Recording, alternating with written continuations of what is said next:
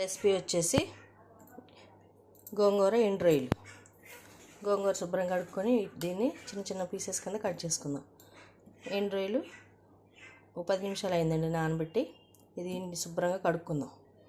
కడిగిన తర్వాత కూర ఎట్లాగా ప్రిపేర్ చేసి చూపిస్తాను.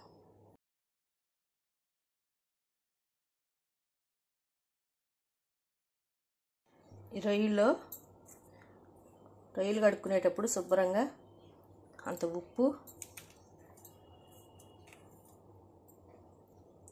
అంత పసుపు వేసి కడుక్కోండి. శుభ్రంగా కడిగితే నీసు వాసన అనేది ఉండదండి. ఇట్లా శుభ్రంగా మంచిగా వాష్ చేసేసి 1-4 సార్లు రొయ్యలు మంచిగా వాష్ చేసేయండి. నేను రొయ్యలు గోంగూర కర్రీ ప్రిపేర్ చేస్తున్నాను చూడండి. గోంగూర మొత్తం ఇట్లా చక్కగా చిన్న చిన్న పీసెస్ కింద కట్ చేసుకోండి. గోంగూర ఉడకబెట్టుకొని మెదిపేసేసి కర్రీలో వేసుకున్నా పర్వాలేదండి. ఇట్లా పీసెస్ కింద కట్ చేసుకున్నా పర్వాలేదు. రొయ్యలు శుభ్రంగా కడిగేసేసి ఇట్లా మొత్తం గిన్నెలో పెట్టుకున్నామండి. కర్రీకి ఒక 2 ఉల్లిపాయలు కట్ చేసి పెట్టుకున్నాను. ఇప్పుడు కూర వేస్తాను చూడండి. కర్రీ చూడండి. తాలింపు గింజలు వేసుకోండి.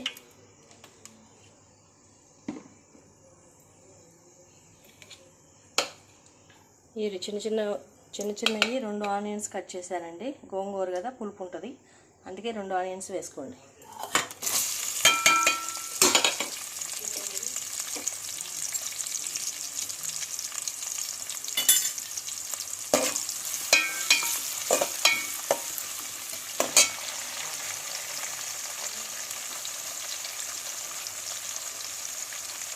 హాఫ్ స్పూన్ పసుపు వేసుకోండి. పెద్ద స్పూన్తో పావు స్పూన్ వేసుకోండి.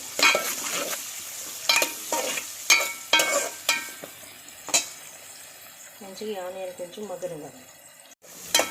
ఆనియన్స్ ఇట్లా మంచిగా వేగిన తర్వాత ఇందులో కడిగి పెట్టుకున్న రొయ్యలు తాలింపులో వేసేసుకోండి.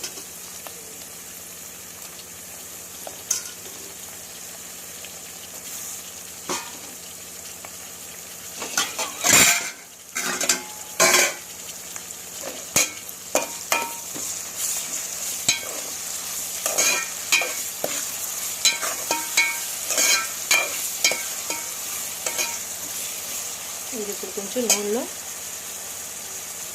మగ్గనివ్వాలండి. పెద్ద స్పూన్తో ఒక హాఫ్ స్పూను సాల్ట్ వేసుకోండి.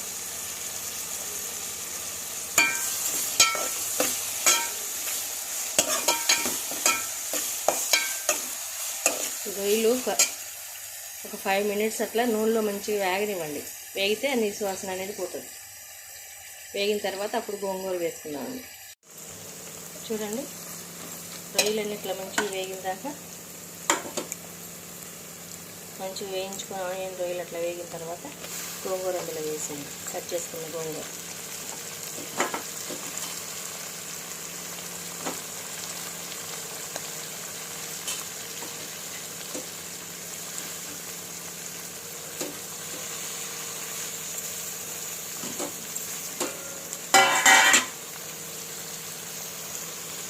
ఇట్లా వేసేసి మంచిగా మొత్తం కలిసేటట్టు కలపండి.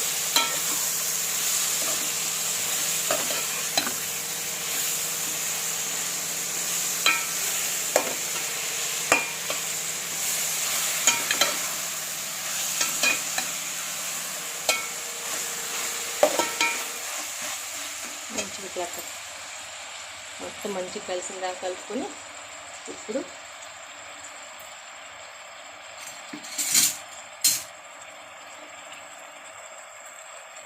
పెద్ద స్పూన్తో ఒక పెద్ద స్పూన్ కారం వేయండి.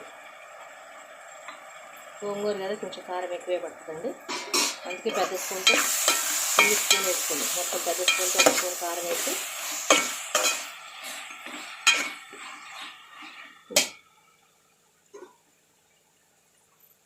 పెద్ద స్పూన్తో హాఫ్ స్పూన్ సాల్ట్ వేయండి. సాల్ట్ కూడా ఎక్కువే పడుతుంది.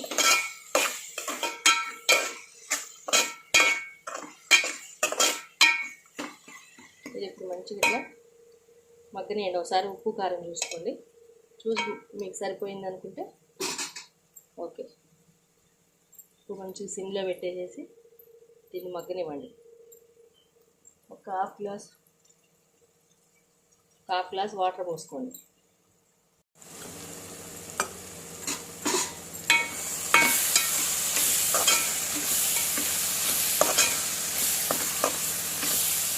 ఇప్పుడు స్పూన్ కారం వేసాక ఇంకో 1/2 స్పూన్ వేసానండి కారం. ఇప్పుడు ఒక 1/2 గ్లాస్ వాటర్ పోసుకోండి.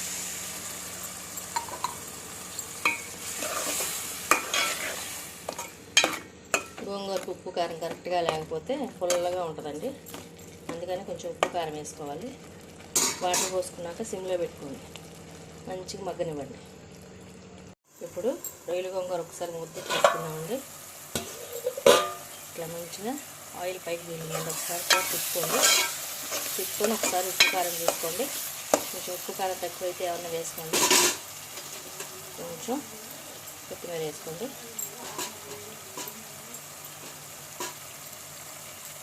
రొయ్యల గోంగూర రెడీ.